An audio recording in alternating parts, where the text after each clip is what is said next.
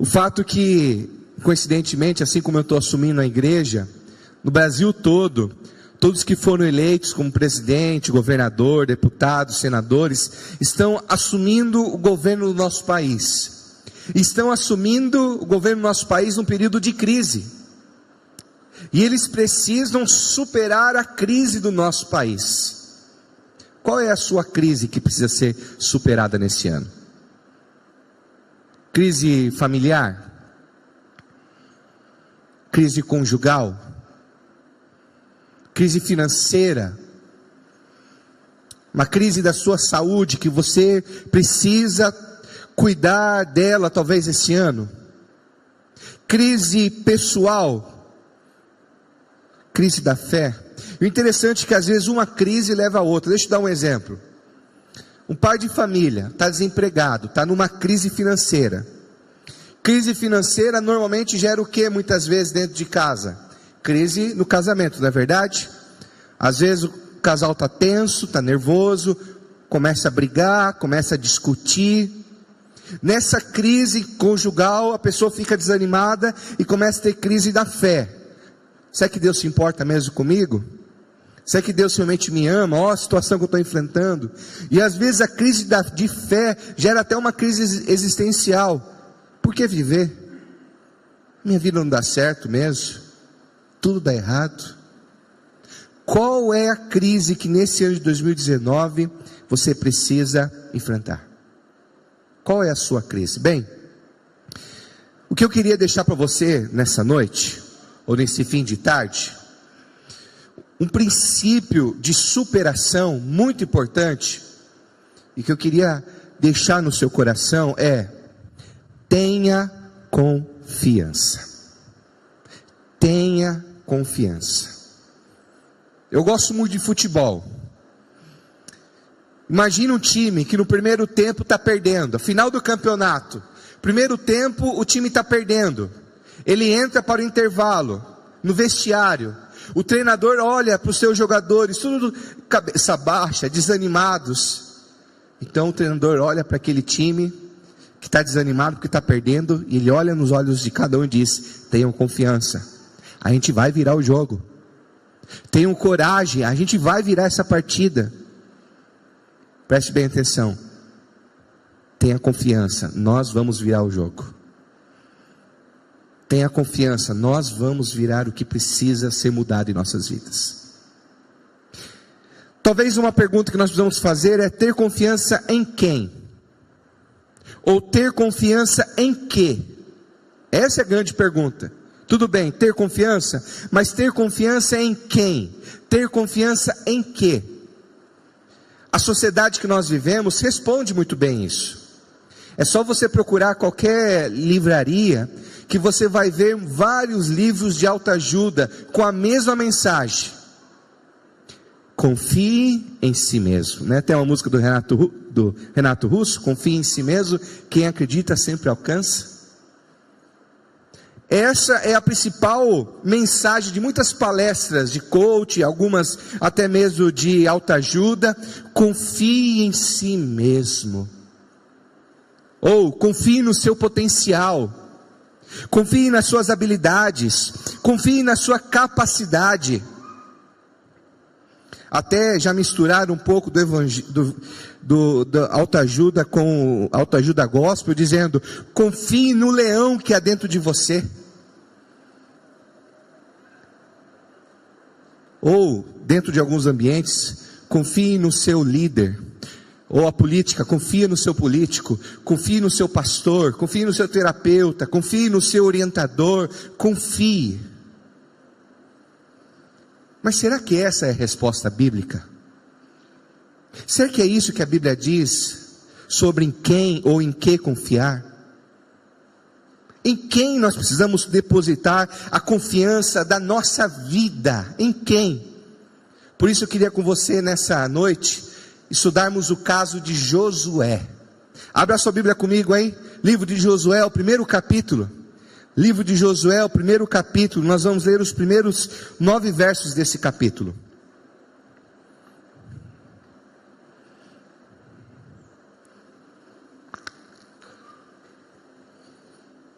Os irmãos e as irmãs estão comigo, sim? Vamos lá. Leitura da palavra do Senhor. Livro de Josué, primeiro capítulo. A partir do primeiro verso, diz assim: depois da morte de Moisés, servo do Senhor, disse o Senhor a Josué, filho de Num, auxiliar de Moisés: meu servo Moisés está morto. Agora, pois, você e todo este povo prepare-se para atravessar o rio Jordão e entrar na terra que estou para dar aos israelitas. Como prometi a Moisés, todo lugar onde puserem os pés, eu darei a vocês. Seu território se estenderá do deserto ao Líbano, do grande rio, o Eufrates, toda a terra dos hititas, até o mar grande no oeste. Ninguém conseguirá resistir a você todos os dias da sua vida. Assim como estive com Moisés, estarei com você. Nunca o deixarei, nunca o abandonarei. Seja forte e corajoso, porque você conduzirá este povo para herdar a terra que prometi sob juramento aos seus antepassados. Somente seja forte e muito corajoso. Tenham cuidado de obedecer a toda a lei que o meu servo Moisés lhe ordenou. Não se desvie dela, nem para a direita, nem para a esquerda, para que você seja bem-sucedido por onde quer que andar. Não deixe de falar as palavras deste livro da lei e de meditar nelas de dia e de noite, para que você cumpra fielmente tudo que nele está escrito. Só então os seus caminhos prosperarão e você será bem-sucedido. Não fui eu que lhe ordenei? Seja forte e corajoso. Não se apavore, nem desanime, pois o Senhor, o seu Deus, estará com você por onde você andar. Lembre que nós vamos tentar responder: confiar em quem ou em quê? A partir da história de Josué. Mas antes nós precisamos responder: quem é esse tal de Josué? Quem é esse homem que está ouvindo uma mensagem de encorajamento e de coragem? Quem esteve conosco domingo passado, ou quem já participou de uma escola bíblica dominical, sabe quem é Josué. Mas para aqueles que estão começando a sua fé e que não sabem, deixa eu ajudar você a relembrar ou saber quem é esse Josué. O povo de Israel estava preso como escravo no Egito. Deus levanta Moisés para libertar o povo que estava escravo no Egito. Deus então usa 10 pragas para convencer o faraó a libertar o povo.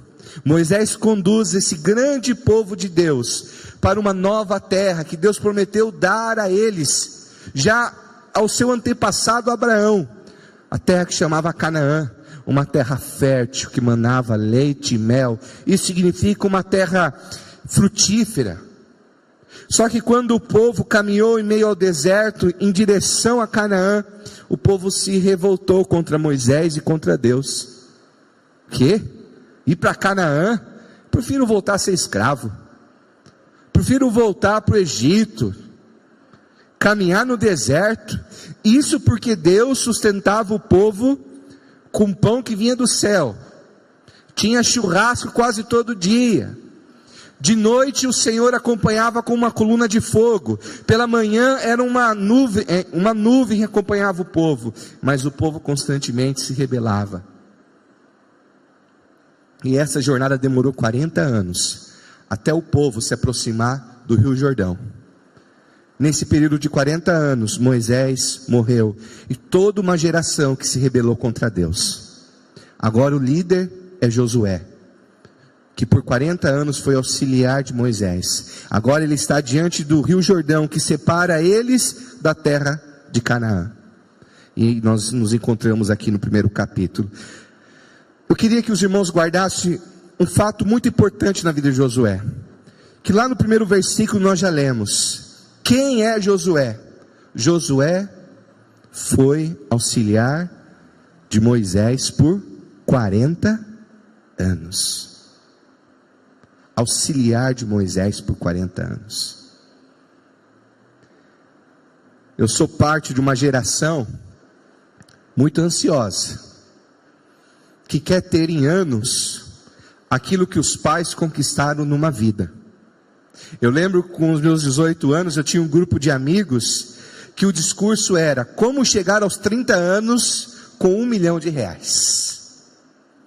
Se tinha esse sonho, eu vou dar deixa eu desabafar, eu não tenho R$1 milhão, não deu certo, tá bom? Nem os meus amigos conseguiram. Mas é esse desejo precipitado de ter e conquistar o mundo em muito menor tempo do que os pais tiveram para conseguir o que tiveram na vida. Uma geração marcada pela ansiedade, uma geração marcada muitas vezes por atitudes precipitadas. Como pastor, constantemente nós ouvimos situações assim: eu? Trabalhar e ter patrão? Não fui feito para ter patrão na vida. Eu quero chegar na hora que eu quiser, quero ir embora na hora que eu quiser. Agora veja a vida de Josué. Josué foi auxiliar por 40 anos. Se Deus te colocasse numa posição de auxiliar por 40 anos, você teria paciência?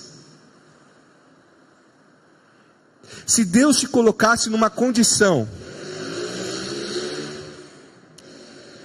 onde você não seria o cara, você não seria a pessoa principal, mas você seria aquele ou aquela que daria suporte, você aceitaria essa situação? Porque o fato, meus queridos, que a vida de Josué foi assim: Deus chamava Moisés para conversar no monte, Josué ia junto, só que chegava no momento, Moisés ia até onde Deus estava, e Josué ficava sentado lá esperando. Depois Deus decidiu se relacionar com o povo no tabernáculo. Então Deus não se revelava mais no monte, agora no tabernáculo. Moisés entrava no tabernáculo e o auxiliar de Josué ficava lá, esperando. Você é alguém que sabe esperar? Primeiro fato na história de Josué, o que me chama a atenção, é que ele foi auxiliar por 40 anos. Preste bem atenção. Nós precisamos aprender a confiar no tempo de Deus. E nem sempre o tempo de Deus é o nosso tempo. A gente quer queimar etapas. A gente quer chegar antes do que todo mundo. Mas, meus queridos, a vida não é assim. É necessário esperar. Existe o tempo certo para todas as coisas. Saber esperar não é comodismo. Saber esperar não é se acomodar, se conformar. Porque Josué, embora fosse auxiliar, ele era alguém que fazia tudo com muita excelência e com muita dedicação. Saber esperar é ter a maturidade de aguardar o tempo certo, o tempo de Deus, os caminhos de Deus.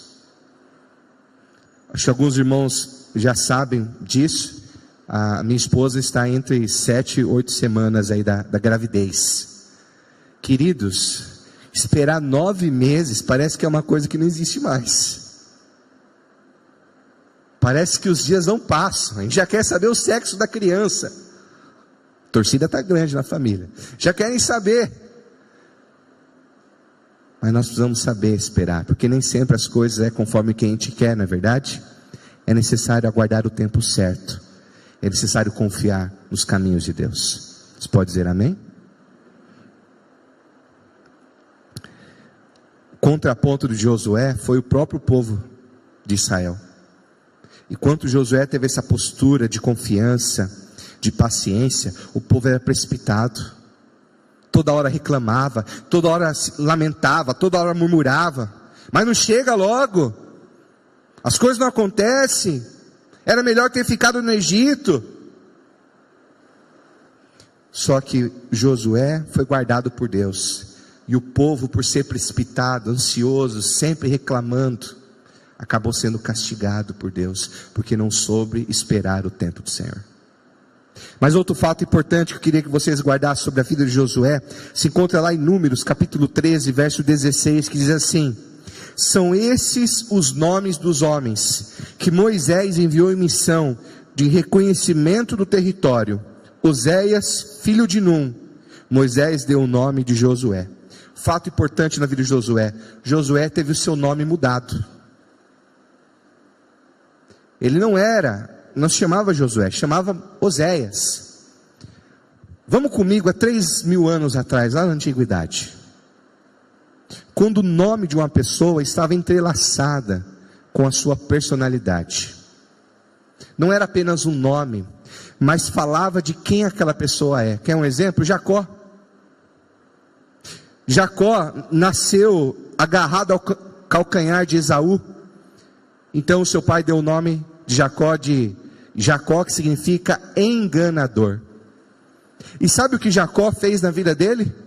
Enganou as pessoas e foi enganado. O nome e a personalidade na antiguidade era algo que estava entrelaçado. Sabe como chamava Josué?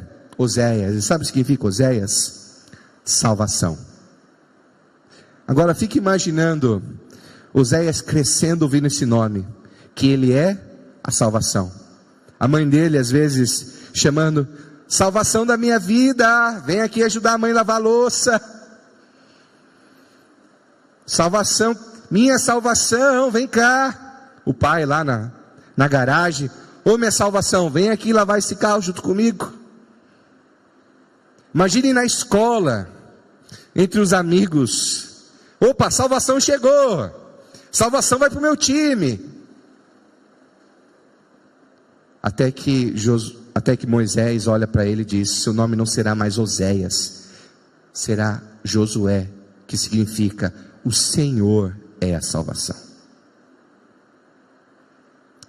Por boa parte da nossa vida, a gente acha que nós somos a salvação, que eu dou conta, que eu domino no peito e resolvo tudo, que eu confio em mim mesmo e vou resolver tudo, afinal eu sou a salvação. Até que Deus permite situações na vida onde a gente cai, a gente erra, a gente começa a se conhecer mais e descobre que a salvação não está em nós, mas que nós dependemos da graça de Deus, que nós não somos nada sem Ele, e que nós precisamos tanto, tanto do seu amor em nossas vidas, porque a salvação não somos nós, mas é o Senhor.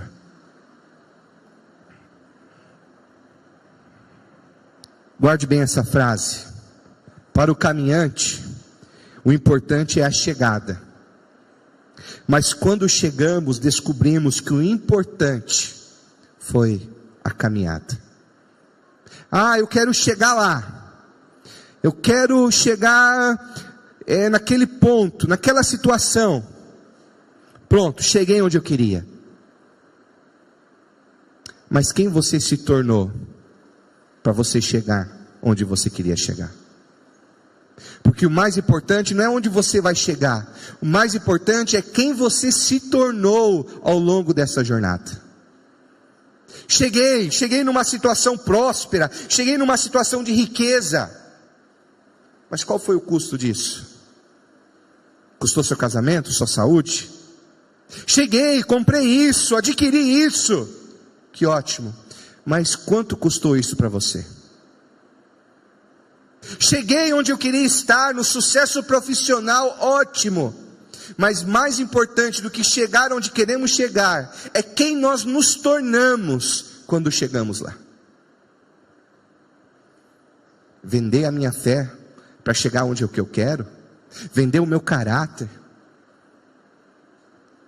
vender a minha família.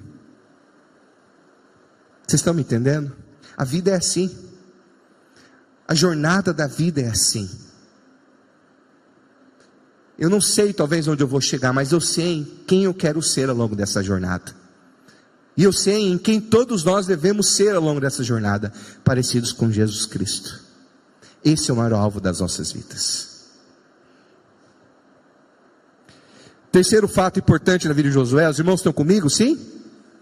Terceiro fato importante, se encontra lá em Números, capítulo 14, verso 6 ao verso 8, eu não vou ler, mas é um divisor de águas nesse momento. O povo acabou de sair do Egito, está próximo da terra de Canaã. Moisés escolhe 12 espias para ver Como que é essa terra de Canaã? Esses 12 espias voltam. Entre esses 2 espias está Caleb e Josué. Dentro desses 12, preste bem atenção matemática, 10 vieram dizendo: gente, entramos numa fria, não vai dar certo. Conquistar Canaã, o povo lá é gigante, os guerreiros lá são muito fortes, não vai dar certo.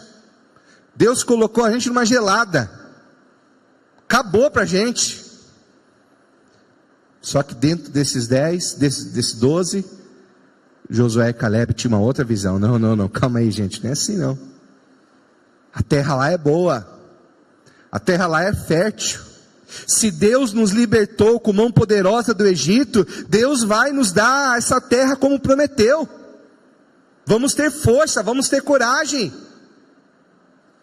Deus ficou tão triste com a descrença do povo, que nessa hora Deus castigou o povo, dizendo: ó, vocês vão caminhar ainda por mais 40 anos, vocês não estão prontos para receber a terra de Canaã. É interessante que a Bíblia nos revela vários exemplos. Preste bem atenção, nem sempre a voz do povo é a voz de Deus. Nem sempre a voz de Deus está com a voz da maioria, porque a maioria nessa situação desacreditou de Deus. Só 2 olharam a situação com fé e coragem. Como você tem olhado a sua vida? Com fé e coragem? Ou com alguém que olha e não vai dar certo? Ai, Deus me colocou numa fria. Ou alguém que quando enfrenta os problemas já está reclamando: ah, pronto, não vai dar certo nada na minha vida mesmo, nunca deu. Hebreus 11 diz que a fé é a certeza daquilo que não se vê. Às vezes a gente precisa ter mais fé na nossa vida, olhar a nossa vida com mais fé e reclamar menos. Você consegue dizer amém? Olhar com os olhos de Deus. Às vezes dizer: Deus, eu não estou enxergando o que o Senhor está enxergando, então me ajude a enxergar com os teus olhos. Me ajude a enxergar essa situação com os teus olhos. E o último fato, talvez mais importante da vida de Josué, é o texto que nós lemos. Leia depois em casa o texto antecessor, que é o livro de Números. Desculpa, o livro de Deuteronômio. O último capítulo do livro de Deuteronômio é o capítulo de número 34. O capítulo de número 34 de Deuteronômio diz assim: Josué morreu. E Josué, igual a Josué, não teve nenhum homem na terra.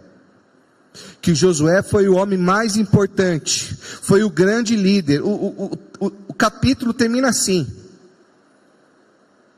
agora, quem é a bola da vez? Josué. O texto vai dizer do verso 1 ao verso 9, várias palavras: tenha força, tenha coragem, tenha fé. Eu fico pensando, por que será que Josué teve que ouvir tanto isso? Do que será que ele tinha medo? Por que Deus teve que falar tanto para Josué: tenha coragem, tenha fé? Do que será que Josué tinha tanto medo? Será que ele tinha medo de conquistar Canaã? Será que ele tinha medo das batalhas? Bem, como nós já conversamos, não. Porque ele, quando falou dos guerreiros, ele falou: não, vamos enfrentar. Então do que será que Josué tinha tanto medo para Deus tentar encorajá-lo tanto? Sabe do que Josué tinha medo? Do povo. Moisés foi o grande líder. Moisés foi o homem que libertou o povo do Egito, com pragas e tudo. Agora é eu que vou assumir esse povo. Esse povo que se rebelou contra Moisés, esse povo que lamentou contra Deus, agora eu vou liderar. Será que eu vou dar conta? Às vezes a maior parte dos nossos problemas são as pessoas, não é verdade? Às vezes a maior parte dos desafios que nós temos para o ano 2019 é lidar com pessoas. Será que eu dou conta de lidar com aquela pessoa? Será que eu dou conta de lidar com aquelas pessoas, com aquele ambiente do trabalho, aquele ambiente familiar, aquele ambiente da faculdade? E aí então nós temos o verso número 7 que diz: somente seja forte e muito corajoso, tenham cuidado de obedecer a toda a lei que o meu servo Moisés lhe ordenou, não se desvie dela, nem para a direita, nem para a esquerda, para que você seja bem sucedido por onde quer que andar. Preste bem atenção. Josué teve que entender que Moisés morreu. Sim, o grande líder morreu.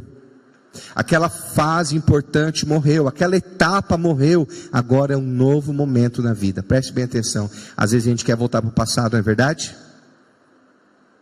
Tempo bom era aquele, pessoa boa era aquela. Mas Deus estava dizendo: Josué, aquele tempo acabou, agora é com você. Agora a responsabilidade é sua. Aquele tempo foi. Agora nós estamos nos deparando com uma nova jornada da vida, um novo caminho, um novo recomeço.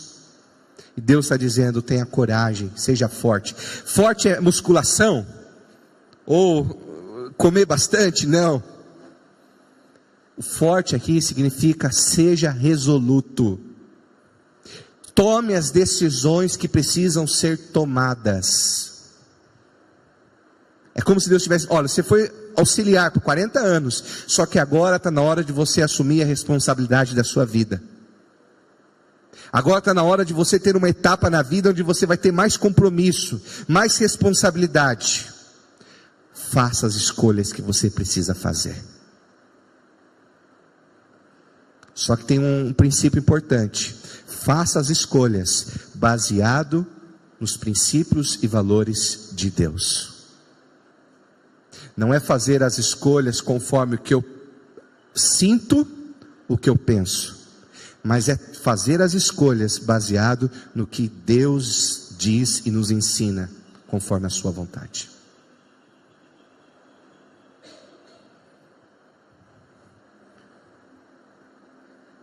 Assuma a frente de qualquer coisa na sua vida. Se prepare, você vai apanhar.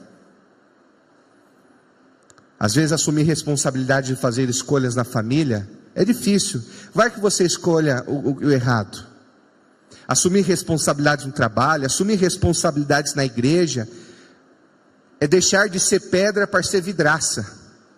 E pastor sabe muito bem um pouco que é isso. Porque nós que somos pastores, toda a nossa decisão é analisada. A cor da igreja, se desliga ou não liga o ventilador, a forma do boletim, o que escreveu, o que não escreveu, o que disse e não disse, tudo que o líder, pastor, presbíteros fazem ou não fazem, está sempre sendo analisado. Mas a responsabilidade precisa ser assumida. Sim, assumir responsabilidades na vida há um grande preço. Mas Deus está te dizendo: está na hora, tenha coragem, seja forte, faça as escolhas, seja responsável, assuma a sua vida. Mas faça essas escolhas baseado nas vontades, no princípio e nos valores de Deus. Às vezes a gente acha que Deus nos coloca diante de, como se fosse 4 portas, né? E Deus fica dizendo assim: olha, uma dessas portas é a minha vontade, 3 dessas portas não é a minha vontade. E é assim, eu não vou dizer qual é a porta certa, tá bom? Então você vai ter que tentar descobrir. Aí você fica perguntando: Deus, mas qual é a sua vontade? Eu não vou dizer. Mas Deus, qual é a sua vontade? Eu não vou dizer. E se você escolher a porta errada, vai dar tudo errado na sua vida. Você acha que Deus é assim, meus queridos? Você acha que viver com Deus é que nem viver um caça-tesouro, que você tem que juntar uma pecinha aqui, outra pecinha aqui, para descobrir qual é a vontade de Deus? Não, meus queridos. A vontade de Deus é clara. O que nós precisamos muitas vezes é obedecê-la. É tomar as decisões da vida com a certeza que o próprio Deus diz: e eu estarei com você por onde quer que andares.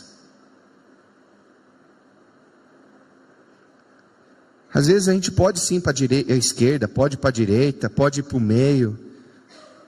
Deus pode estar conosco nessas três opções. Claro, nós precisamos perguntar, será que uma dessas opções fere os princípios e valores da palavra de Deus? Será que alguma dessas opções irá trazer um grande prejuízo ou problema na vida de uma pessoa? Se não, eu posso fazer qualquer dessas opções, porque eu tenho a certeza que Deus estará comigo. Foi essa promessa que Deus fez a Josué: eu estarei com você. O livro de Josué é essa certeza de um Deus que cumpre as suas promessas, porque se nós olharmos para trás, o povo de Israel fez tudo errado. O povo de Israel desobedeceu Deus, mas mesmo o povo sendo infiel, Deus permaneceu fiel. Mesmo o povo não cumprindo suas promessas com Deus, Deus graciosamente cumpriu as suas promessas. Por isso nós precisamos, assim como Josué, confiar no Senhor, depositar a nossa confiança nele, porque não nós, mas Ele sim é fiel e pode todas as coisas. Concluindo, princípios de superação. Enquanto a banda se prepara, princípios de superação. Tenha confiança. Mas a pergunta talvez que você ainda faça é: confiar em quem? Em quê? Confie nos princípios e valores de Deus. Confie em quem Deus é. Confie no Senhor e enfrente os seus medos. Final de ano a gente ouve muito uma frase de autoajuda, né? Diz assim: 2019 será o melhor ano da minha vida, não é verdade? Já ouviu isso? Já colocou isso no Facebook? 2019 vai ser o melhor ano da minha vida. Agora vem comigo. Lembra aquelas viagens suas? Que você foi para a praia, que não deu nada certo? Lembra? Pegou trânsito, choveu os dias lá, furou o pneu na estrada. Eu não sei como vai ser o ano 2019. Eu não sei como vai ser essa nossa viagem. Pode ser que as coisas deem certo, pode ser que as coisas não deem certo. Mas numa viagem, mais importante do que a viagem é a companhia, não é verdade? Porque se na viagem as coisas não estão dando certo, mas se a companhia é boa, o negócio vai. Mas se a viagem pode ser até um lugar lindo, mas se a companhia não é boa, estraga tudo, não é verdade? Eu não sei como vai ser esse ano 2019. Eu não vou cair nessa de profetizar o melhor ano da sua vida. Eu não sei. Mas eu sei que se o Senhor estiver com você, independente do que acontecer, de fato será o melhor ano da sua vida. Não sei como vai ser essa nossa viagem, mas se o Senhor for a nossa companhia, por causa dele, poderemos sim enfrentar o melhor ano da nossa vida, por causa da sua presença, da sua graça e da sua salvação. Porque ele é a nossa confiança, ele é a nossa força, ele é a nossa alegria. Que o Senhor nos abençoe, amém? Vamos ficar em pé? Essa canção é quase que um convite a avaliarmos o nosso coração, pedindo para que Deus nos sonde. Talvez, enquanto nós estivermos cantando, faça essa oração: Senhor, sonda o meu coração. Quais são os medos que eu preciso enfrentar? Quais são as crises que este ano eu preciso superar? Avalie seu coração. Será que eu tenho confiado muito em mim mesmo? Será que eu tenho confiado em pessoas, em recursos? Peça para o Senhor que esse ano seja o ano que você confie no Senhor, porque Ele é fiel. Vamos fazer essa canção? Essa canção, a nossa oração? Vamos.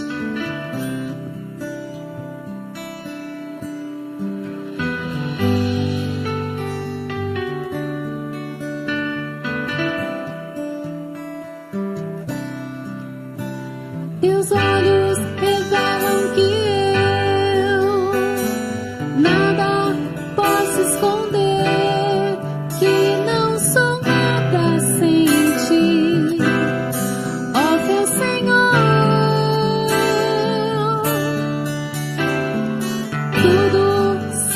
cuidas de mim. Quando sondas meu coração, eis que tudo podes ver bem dentro de mim. Leva minha vida a uma só verdade, pois quando me sondas, nada posso ocultar.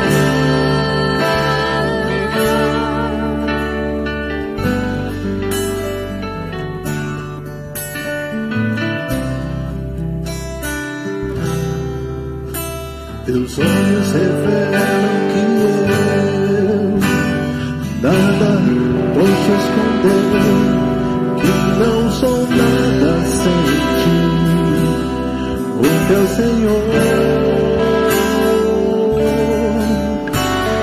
Tudo tu sabes de mim, quando sondas meu coração, eis que tudo podes ver bem dentro de mim.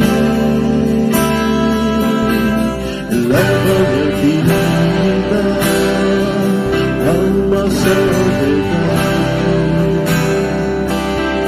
pois quando me sondas, nada posso ocultar. Sei que a tua fidelidade leva minha vida mais além do que eu posso imaginar. Sei que não posso negar que os teus olhos sobre mim me enchem da tua paz, tua paz, Senhor.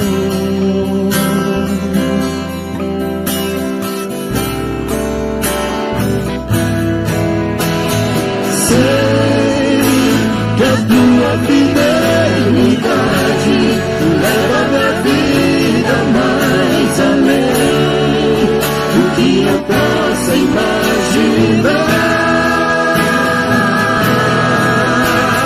Sei que não posso negar que os teus olhos sobre mim me enchem da tua paz, e os teus olhos sobre mim me enchem da tua paz, e os teus olhos sobre mim me enchem da tua paz.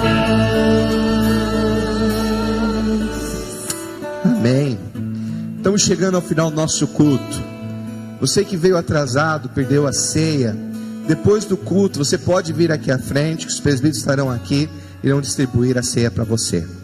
Estamos chegando ao final do nosso culto. Queria agradecer muito pela sua presença. Você que nos visita pela primeira vez, se sinta bem-vindo em nosso meio.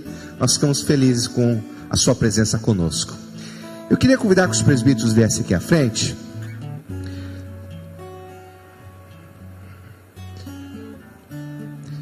Começo de ano é o momento onde nós fazemos e empossamos também os líderes dos ministérios. E graças a Deus, a nossa igreja é feita de servos e servas, que ao longo de 2018 serviram, abençoaram a nossa comunidade. E ao longo de 2019 também irão servir a igreja e através da igreja o mundo. Então eu queria convidar aqui à frente, eu vou dizer alguns nomes, aqueles que eu disser, venham aqui à frente, se coloquem em direção aqui a nós, tá bom? O vice-presidente do conselho esse ano será o presbítero Milton, secretário presbítero Rafael, representante junto ao presbitério, o presbítero Dagmar e Wagner, representante junto à tesouraria, presbítero Milton, nosso irmão tesoureiro será o Júlio Vargas, campanha da reforma, presbítero Wagner e pastora Débora, alguns outros ministérios, como o Ministério de Música, o nosso irmão Charles, que já se encontra aqui, a Cecília, Ministério de Multimídia, nosso irmão Wagner. Ministério de Recepção, nossa irmã Edmeia, nossa irmã Silvana, Ana Paula e Célia Damares. Pode vir todos aqui. Pode vir aqui à frente aqui também. Pode vir. Ministério de Decoração, Helenice e pastora Débora aqui. Pode vir aqui à frente, virados para cá. Pode vir. Boletim, nossa irmã Isabela. Comunicação, Fabiola. Gravação, Geison e Acácio Júnior. Fotografia, Aline Moraes. Agente do Estandarte, o Ednei. Revista Vida e Caminho, a Cecília. Secretaria, Diácono Euclides e Presbítero Milton. Manutenção e Reformas, Wagner e Euclides. Claudemir e Rosângela Sandé e Diaconisa Sônia. Coordenadoria de Adultos, Claudemir e Rosângela Santana. Coordenadoria de Jovens, Maurício Júnior. Adolescentes, Maurício Júnior. Ministério de Casais, Rafael e Aline, Dagmar e Jussara. Ministério Infantil, Laura Mébius. Ministério da Mulher, pastora Débora. Diaconia, presidente da MASD, Diaconisa Ana. Vice-presidente, a Terezinha. Secretária, nossa Diaconisa Mazé. Tesoureira, Diaconisa Inesita. Secretário, nosso irmão André. Você que também faz parte do Ministério de Música da nossa igreja, se de alguma maneira você canta, pode vir aqui à frente também. Ministério Infantil, se você é professor também, pode vir aqui à frente. Eu estou vendo o Celso também é músico, pode vir aqui também. Se você faz parte da diaconia ou dos auxiliares da diaconia, meus queridos, esses irmãos são muito importantes na nossa comunidade. É eles que carregam o piano, eles que fazem a nossa igreja acontecer. Os nossos irmãos da zeladoria também, pode vir. Matias, Claudete, Ângela, os demais diáconos que eu não citei o nome, pode vir aqui à frente também. A Cássio, a Ângela. Esses irmãos são demais e preciosos, e nós vamos. A nossa irmã generosa, pode vir.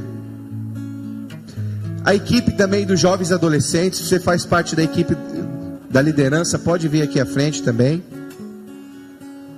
Nós vamos abençoar essas vidas.